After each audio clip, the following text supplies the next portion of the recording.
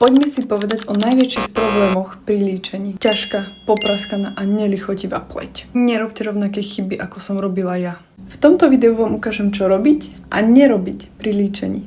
Prvý a najčastejší problém je, keď to preháňame s prípravou pleti. Keď vrstvíme 5 až 6 prípravkov starostlivosti o pleť, ako sú primery a krémy, niektoré z nich dokonca ani nie sú určené na kombinovanie s make-upom, tak je veľmi nepravdepodobné, že všetky tieto ingrediencie budú spolu dobre spolupracovať. Namiesto toho držte sa radšej základov.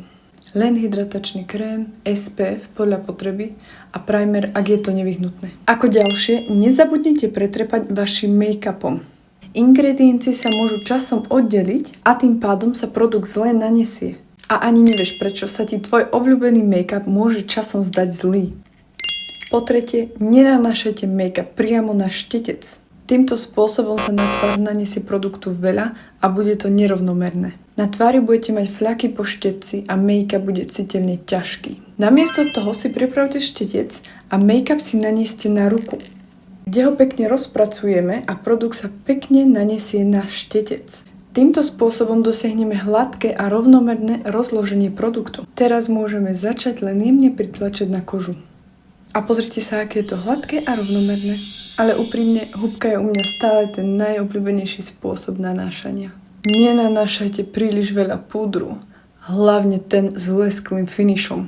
Nanášanie veľkého množstva púdru takto štecom vám zaručí nerovnomerný výsledok. Pleť bude potom vyzerať ťažko a sucho.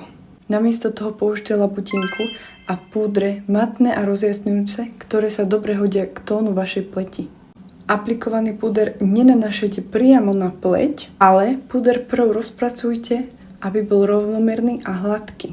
Malo by to okamžite vyzerať hladké ako filter. Neaplikujte krémové alebo tekuté produkty na zapudrovanú pleť.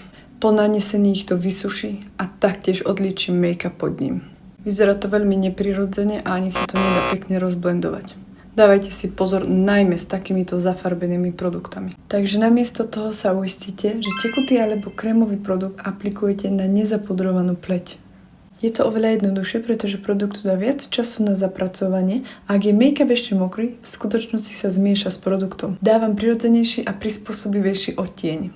Je to dosť veľký rozdiel však, tak vidíte, ako táto strana pôsobí veľmi zle v porovnaní s druhou. A toto bolo pár tipov, čo robiť a nerobiť pri líčení. Ja dúfam, že sa vám aspoň tieto tipy páčili.